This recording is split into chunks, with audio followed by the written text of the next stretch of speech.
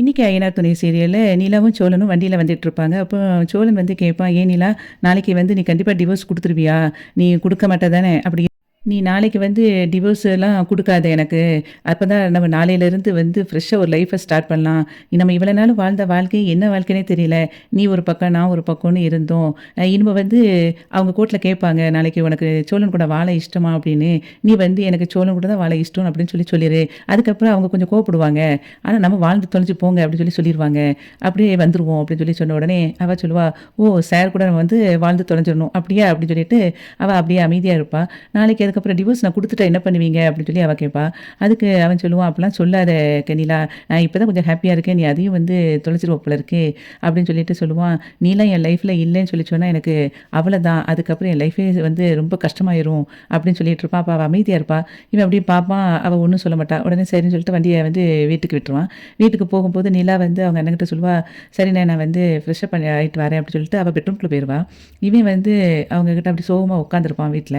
அப்ப அவங்க அண்ணன் கேட்பா, "என்னடா?" அப்படின்னு சொல்லி கேட்கும்போது, "இல்ல நாளைக்கு வந்து கோர்ட்ல வந்து டிவோர்ஸ் கேஸ் நடக்க போகுது." அப்படின்னு சொல்லிட்டு, இதுக்கப்புறம் எங்களுக்கு வந்து கவுன்சிலிங் எதுவும் குடுக்க மாட்டாங்களாம்." அப்படின்னு சொல்லுவான் சோழன். அப்ப அது நல்ல விஷயம் தானடா அப்படின்னு சொல்லிட்டு சேரன் சொல்லுவான். "அப்படிலாம் இல்லண்ணே, இவ டிவோர்ஸ் குடுத்துட்டான்னா அதுக்கப்புறம் அவ்வளதான்.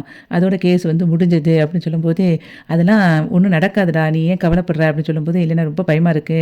நானும் என்னென்னமோ சொல்லி பார்த்தேன். அவ எதுக்குமே எனக்கு பதில் குடுக்கல." அப்படின்னு சோழன் சொல்லிட்டு இருக்கும்போது, பாண்டி வந்து சொல்லுவான், "இங்க பாரு, அவங்கலாம் உன்னலாம் வந்து விட்டுட்டு போமாட்டாங்க. உனக்காக அவங்க எல்லாத்தையுமே யோசிக்கும்போது, உன்ன எப்படி அவங்க விட்டுட்டு போவாங்க? வந்து இனிமேலாம் நீ கவலைப்படாதடா! எல்லாம் நல்லது தான் நடக்கும்." அப்படின்னு சொல்லிட்டு இருப்பான். அதுக்கப்புறம் வந்து சேரன் சொல்லுவான், "நான் வேணா நிலா கிட்ட நாளைக்கு பேசுறேன்டா." அப்படி சொல்லும்போது, "எனக்காக பேசுவியாண்ணா?" அப்படி கேட்பான். "கண்டிப்பா பேசுறேன்டான்னோனே." "பேசுனா, அப்பதான் அவ டிவோர்ஸ் குடுக்க மாட்டா. நானும் அவளும் சந்தோஷமா வாழ முடியும்." அப்படின்னு சொன்ன உடனே, "கண்டிப்பா பேசுறேன்டா." அப்படின்னு சொல்லிட்டு சேரன் சொல்லிருவான். அதுக்கப்புறம் பாண்டி வந்து வானதி வீட்ல அப்படியே நின்னுட்டே இருப்பான். வானதி வெளிய வருவாளா இல்லையான்னு பார்த்துட்டு. ஆனா அவன் வரவே மாட்டாவா.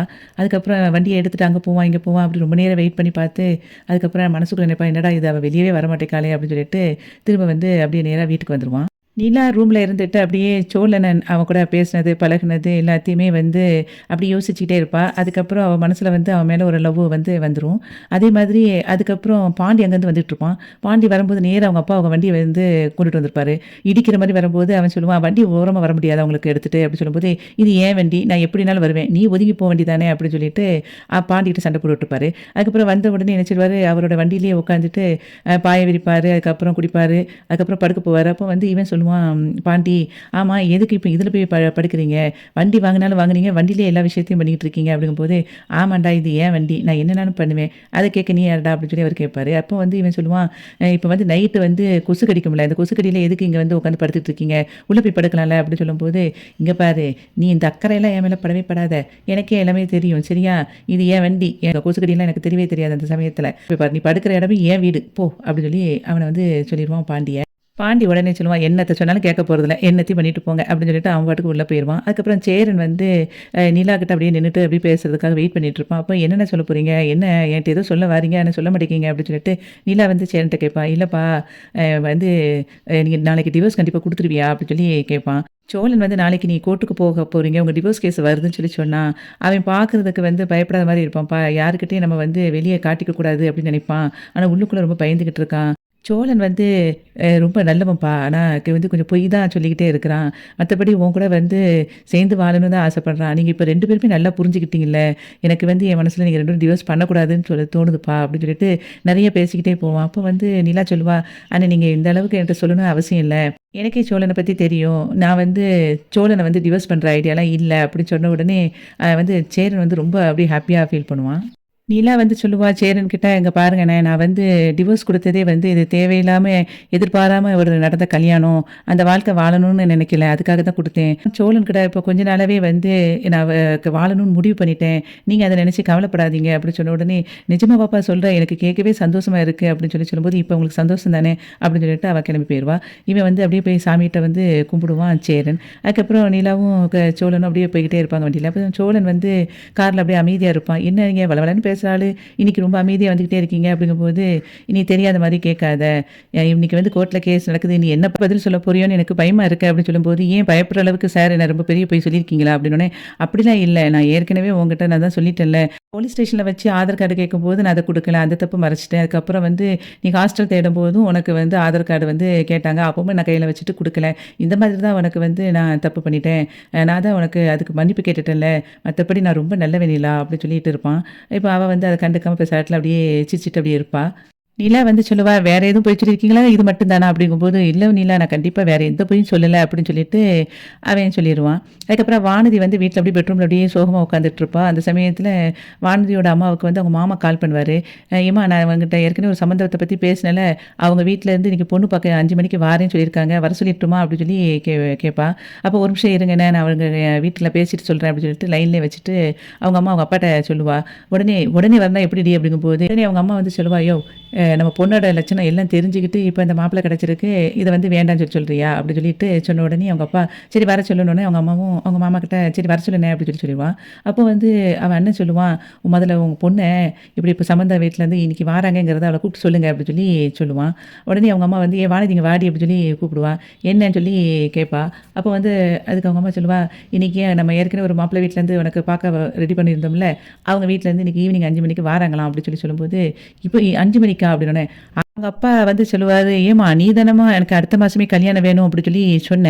அப்புறம் பாரு மாப்பிள்ளை பார்த்த பிறகு இப்ப இந்த மாதிரி பேசிக்கிட்டு இருக்க" அப்படி சொல்லும்போது, அதுக்கு அவ சொல்லுவா, "எனக்கு சொன்னேன், அதெல்லாம் ஞாபகம் இருக்க தான் செய்யுது. அதுக்காக இப்படி உடனே மாப்பிள்ளைய கொண்டுட்டு வந்திருக்கீங்களே அப்படிங்கிறதுக்காக தான் நான் கேட்டேன்" அப்படி சொன்ன உடனே அவங்க அண்ணன் வந்து சொல்லுவான், "இங்க பாரு, மாறி மாறி ஏதாவது பேசியிருந்தா அடிச்சு கிடிச்சு மண்டைய உடைச்சிரும் பார்த்துக்கோ" அப்படின்னோனே, "சரி சரி, இப்ப என்ன, பொண்ணு பார்க்க தானே வராங்க, நான் வந்துருவேன்" அப்படி சொல்லும்போது, "ஒழுங்கா கலைஞ்சு விட்டு வந்துருவிலடி" அப்படி சொல்லிட்டு அவங்க அம்மா சொல்லிட்டு, "எங்கேயாவது வேற எங்கேயும் போய் தொலைஞ்சிருவியா?" அப்படின்னு சொல்லி கேட்பா. அதுக்கு வந்து, "அதெல்லாம் கலைஞ்சு விட்டு வந்துருவேன்" அப்படி சொல்லிட்டு அவ பாட்டுக்கு ரூம்குள்ள போயிருவா.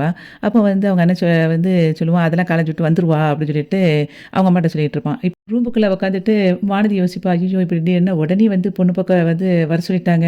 நான் இப்ப என்ன பண்ணுவேன்?" அப்படின்னு சொல்லிட்டு ஃபீல் பண்ணிக்கிட்டு இருப்பா. நிலாவும் சோழனும் கோர்ட்டுக்கு போவாங்க. அப்போ வக்கீலுக்கு வந்து ஃபோன் பண்ணுவா. அப்போ க நிலா கிட்ட சொல்லுவாங்க, அந்த வக்கீல், "இல்ல என்னோட ஜூனியர் அங்க தான் இருக்காரு. நீங்க ஒரு சைன் போட வேண்டியிருக்கு. அந்த சைன் எல்லாம் போட்டு முடிச்ச பிறகு நம்ம அதுக்கப்புறம் கோர்ட்ல பேசலாம். நீங்க பதில் சொன்ன உடனே உங்களுக்கு வந்து ஈஸியா டிவோர்ஸ் வந்து வேண்டான்னு குடுத்துருவாங்க" அப்படின்னு சொல்லிட்டு சொல்லுவா. அப்போ, "சரி மேடம்" அப்படி சொல்லிட்டு இவ, "எனக்கு கொஞ்சம் தாகமா இருக்கு. கொஞ்சம் தண்ணிய கொண்டுட்டு வரீங்களா?" அப்படின்னு சொல்லிட்டு அவங்கிட்ட கேட்பா. உடனே சரின்னு சொல்லிட்டு அவன் தண்ணி வாங்குறதுக்காக போவான். அப்ப எய்த்தாப்புல வந்து அந்த வாழவந்தான் போலீஸ் வந்து வருவாரு. "என்னையா நீ இந்த பக்கம் இருக்க?" அப்படின்னோனே, "நிலா வந்து கோர்ட்ல டிவோர்ஸ்க்கு அப்ளை பண்ணியிருந்தாளா சார்? அது ஏற்கனவே சொல்லியிருந்தேன்ல" அப்படிங்கும்போது, "அப்போ டிவோர்ஸ் பண்ண போறீங்களா?" "இல்ல சார், நாங்க ஃபர்ஸ்ட்டு அப்படிதான் யோசிச்சாங்க. இப்ப வந்து நாங்க சேர்ந்து வாழணும்னு தான் முடிவு பண்ணியிருக்கோம்" அப்படின்னோனே, "பரவாயில்லையே, சேர்ந்து வாழ்றேன்னு" அப்ப இவங்க 2 பேரும் பேசிட்டு இருக்கிறத அங்கருந்து நிலா வந்து பார்த்துட்டு அப்படியே வருவா. பக்கத்துல வந்து நிக்கும்போது, வாழவந்தான் போலீஸ் வந்து சோழன பார்த்து சொல்லுவான், "நீ போலீஸ் ஸ்டேஷனுக்கு வரும்போது அந்த பொண்ணு உன்ன லவ் பண்றதா தானே சொன்ன. ஆனா உண்மைய சொல்லு. அந்த பொண்ணு உன்ன லவ் பண்ணுச்சா? அல்லது நீ அந்த பொண்ண லவ் பண்ணதுக்காக வந்து இந்த கல்யாணத்த நடத்தணும்னு சொல்லி சொன்னியா?" அப்படின்னு சொல்லி கேட்கும்போது, சோழன் சொல்லுவான், "அதுக்கு எதுக்கு தான் இப்போ?" அப்படின்னு சொல்லி கேட்பான். "நீ சும்மா சொல்லியா? அன்னைக்கு தான் உன்ட்ட ஒழுங்கா கேட்க முடியல. இன்னைக்கு நான் தெரிஞ்சுக்கிறேன். நீ சொல்லு" அப்படின்னு சொல்லிட்டு இருப்பான். அத வந்து இவன் ரொம்ப சீரியஸா கேட்டுக்கிட்டு இருப்பா நிலா. எனக்கு அந்த பொண்ண வந்து பிடிச்சிருந்துச்சு சார். எனக்கு புடிச்ச பொண்ணுக்கு வந்து வேற இடத்துல கல்யாணம் ஆகுதேன்னு சொல்லிட்டு கஷ்டப்பட்டுட்டு இருந்தேன். அந்த நேரத்துல அந்த பொண்ணுக்கு அந்த கல்யாணம் பிடிக்காம அவ வந்து எஸ்கேப் ஆகணும்னு நெனச்சா. அதுக்கு நான் வந்து ஹெல்ப் பண்ண போயி உங்க போலீஸ் ஸ்டேஷனுக்கு வரதாச்சு அப்படின்னு சொல்லும்போது, நீலா அத கேட்டுட்டு போலீஸ் ஸ்டேஷன்ல நடந்தத வந்து யோசிச்சு பார்த்துட்டு இருப்பா. வாழவந்தான் போலீஸ் வந்து சொல்லுவாரு, "நீ சரியான ஆளியா? ஆனா போலீஸ் ஸ்டேஷனுக்கு வரும்போது நாங்க 2 பேரும் லவ் பண்றோம். எங்கள வந்து எங்க வீட்லேருந்து தொரத்துறாங்க. நீங்க எப்படியாவது எங்கள சேர்த்து வைங்கன்னு சொல்லிட்டு ஒரு பெர்ஃபார்மன்ஸ் குடுத்த பாத்தியா? நானும் அத நம்பி தானே உங்களுக்கு கல்யாணத்துக்கு வந்து ஏற்பாடு பண்ணேன்." அப்படின்னு சொல்லும்போது, அதுக்கு அவன் சொல்லுவான், சார், நான் அந்த அளவுக்கு நம்புற மாரி ஒண்ணு பண்ணிக்கிட்டேன்" அப்படிங்கும்போது, அத கேட்டுட்டு அவ அப்படியே ஷாக் ஆயிருவா. அதுக்கப்புறம் அவன் சொல்லுவான், "இல்ல சார், நான் கல்யாணம்னு ஃபர்ஸ்ட்டு யோசிக்கவே இல்ல. அவ வந்து அவங்க வீட்லேருந்து கிளம்பி வர வரைக்கும் நான் ஃபர்ஸ்ட்டு கல்யாணத்த பத்தி யோசிக்கல. அந்த எல்லா விஷயமும் எனக்கு சாதகமா தன்னால நடந்துச்சு. நான் அத பயன்படுத்திக்கிட்டேன். ஏன்னா, எங்க என்ன விட்டு அவ போயிருவாளோன்னு யோசிச்சேன். கல்யாணம் மட்டும் முடிக்காம இருந்திருந்தா, அவ பாட்டுக்கு சென்னைக்கு அவ போயிருப்பா. நான் என் பழைய வாழ்க்கைய வந்து வாழ ஆரம்பிச்சிருப்பேன். இப்ப பாருங்க, நாங்க 2 பேரும் சேர்ந்து டிவோர்ஸ் வேண்டாம் அப்படின்னு சொல்லிட்டு முடிவு எடுத்திருக்கோம். அப்படின்னு சொல்லி சொல்லும்போது, "இருந்தாலும் நீ சரியான ஆளு தான்யா" அப்படின்னு சொல்லி அவர் வந்து சொல்லிக்கிட்டு இருப்பாரு. "என்ன இருந்தாலும் நீ கல்யாணம் முடிக்கிறதுக்கு நான் தானே உனக்கு காரணம். நான் தானே இன்ஸ்பெக்டர் சார்ட்ட போய் சொல்லி உங்க 2 பேத்துக்கு கல்யாணத்துக்கு ஏற்பாடு பண்ணேன்" அப்படின்னு சொல்லும்போது, "எவ்வளவுதான் நீங்க பண்ணாலும் சார், நான் தானே சார் உங்ககிட்ட அத சொல்றதுக்கே ஐடியா குடுத்தேன்" அப்படின்னு சொல்லி சொன்ன உடனே, அதுக்கப்புறம் வந்து சரி சரின்னு அவரு பேசிட்டு இருப்பாரு. இருப்பார். அந்த சமயத்தில் சார் நான் உங்ககிட்ட பேசினதில் தண்ணி கேட்டா நிலா, அதையும் மறந்துட்டேன், நான் போயிட்டு வரேன்னு சொல்லிட்டு போயிடுவார். அப்போ நிலா வந்து அந்த வாழவந்தான் போலீஸ்கிட்ட வந்து பேசுவா. அப்போ என்னம்மா நல்லா இருக்கியா அப்படின்னோடனே நல்லா இருக்கேன் அப்படின்னு சொல்லிட்டு எனக்கு ஒரு சந்தேகம் நீங்கள் சொல்லுவீங்களா அப்படின்னு சொல்லி அவள் கேட்பா. சொல்லுமா என்ன விஷயம் அப்படின்னோடனே இல்லை எங்கள் 2 பேருக்கும் கல்யாணம் நடக்கலைனாலும் நான் வந்து எஸ்கேப் ஆகிருப்பேனா அப்படின்னு சொல்லி அவள் கேட்பா. அதுலேயும் நம்ம சந்தேகம் இருக்குது. உங்கள் வீட்டில் வந்து ஃபோர்ஸ் பண்ணி அவங்களுக்கு கல்யாணம் முடிச்சு வைக்கிறாங்க அப்படின்னு நீ முதலே சொல்லியிருந்தீங்கன்னா நான் வந்து உங்ககிட்ட எல்லாம் பேசி வந்து அந்த இடத்துலேருந்து தப்பிக்க வச்சுருப்பேன் அப்படின்னு சொல்லி சொன்னோன்னே அப்படியே ஷாக் ஆயிடுவா. சரி சார் நான் போயிட்டு வரேன் அப்படின்னு சொல்லிட்டு அவள் கிளம்பிடுவா. அப்போ கோர்ட்டில் அங்கே வச்சு நிலாவை கூப்பிடுவாங்க. கூப்பிட்ட உடனே இவளுக்கு எல்லாமே பழசு, அவள் ஸ்டேஷனில் அவன் பண்ணது எல்லா விஷயமும் அப்படி ஒன்று ஒன்றா ஞாபகத்துக்கு வரும். அப்போ ரொம்ப கஷ்டப்பட்டுட்டே வந்து கோர்ட்டில் உங்களுக்கு டிவோர்ஸுக்கு சம்மதமா அப்படின்னு கேட்ட உடனே இவன் வந்து ஆமாம் நான் வந்து டிவோர்ஸ் பண்ண போகிறேன்னொன்னே இவன் ஷாக் ஆயிடுவான். அதுக்கப்புறம் வந்து அந்த வக்கீலுக்கு வந்து டவுட் ஆயிரும். உடனே ஒரு நிமிஷம் மேடம் சொல்லிட்டு ஜட்ஜிட்ட பேசிட்டு நிலாக்கிட்ட போய் கூப்பிட்டு பேசுவான். நீ நேற்று வந்து வேண்டாம் தானே சொன்னீங்க, சேர்ந்து வாழ போகிறேன் தானே சொன்னீங்கன்னொன்னே இல்லை நான் இப்போ சேர்ந்து வாழலை, எனக்கு டிவோர்ஸ் வேணும்னே சரின்னு சொல்லிட்டு அவங்க போய் சொல்லிடுவா. உடனே அவங்களுக்கு வந்து டிவோர்ஸ்ட்டு கொடுத்துருவாங்க. டிவோர்ஸ் கிடைச்ச உடனே நீலா வேகமாக வெளியே வருவா. வெளியே வந்த உடனே சோழன் பின்னாடியே ஓடி வருவான். ஓடி வந்துட்டு ஏன் நீலா டிவோர்ஸ் கொடுத்தாரு அப்படின்னே அவள் வந்து என்கிட்ட இப்போ பேசாதீங்கன்னு சொல்லிட்டு வேகமாக போய்கிட்டே இருப்பாள். அப்போ திரும்ப திரும்ப போயிட்டே இருக்கும்போது எதுக்கு இப்படி கொடுத்த, நான் வந்து இப்படி நம்பவே இல்லை அப்படிங்கிற மாதிரி அவன் பேசிகிட்டே இருப்பான். அப்போ நிலா சொல்லுவா சோழன் நீங்கள் பேசின எல்லா விஷயத்தையும் வாழவந்தான் போலீஸ்கிட்ட பேசினது எல்லாத்தையும் நான் கேட்டுட்டேன் அப்படின்னு சொன்ன உடனே அவன் ஷாக்காகி நிற்பான். உடனே நான் ஏற்கனவே உங்கள்கிட்ட கேட்டேன் வேறு எதுவும் போய் சொல்லியிருக்கீங்களா அப்படின்னு, எந்த அளவுக்கு என்னை ஏமாற்றிருக்கீங்க அப்படின்னு சொல்லும்போது அவன் வந்து நிலா நான் அப்படிலாம் இல்லை, எனக்கு உன்னைய ரொம்ப பிடிக்கும் நிலா, அதனால தான் அப்படின்னு சொல்லி அவன் சொல்லுவான். என்னது என்னையை பிடிக்குமா, ஏன் என்னையை உனக்கு பிடிச்சா மட்டும் போதுமா, எனக்கு பிடிக்க வேண்டாமா, தேவையில்லாமல் எவ்வளோ பொய் சொல்லியிருக்கீங்க, இவ்வளோ பொய் சொன்னவர் கூட போய் நான் வந்துட்டு எல்லாத்தையும் முட்டாள்தனமாக நான் நம்பியிருக்கேனே அப்படின்னு சொல்லிட்டு அவள் வந்து வேகமாக போயிட்டுருப்பாள். அப்போ வந்து அவன் சொல்லுவான் இல்லை நிலா நான் வந்து அங்கே வர வரைக்குமே நான் கல்யாணம் முடிக்கணும்னு நினைக்கல, அதுக்கப்புறம் வந்து அங்கே எல்லாம் சாதகம் எனக்கு சாதகமாக நடந்ததுனால நான் வந்து உன்னை வந்து கல்யாணம் முடிக்கணும்னு ஆசைப்பட்டேன் அப்படிங்கும்போது ஓ உங்களுக்கு சாதகமாக எல்லாம் அமைஞ்சிருச்சுன்னா அப்போ என்னோட விருப்பம் எதுவுமே நீங்கள் யோசிக்கிறது கிடையாதா, நானும் வந்து எல்லாத்தையும் நீ சொல்கிறது எல்லாத்தையும் நம்பி நம்பி முட்டாள்தனமாக யோசிச்சிருக்கேன் நான்.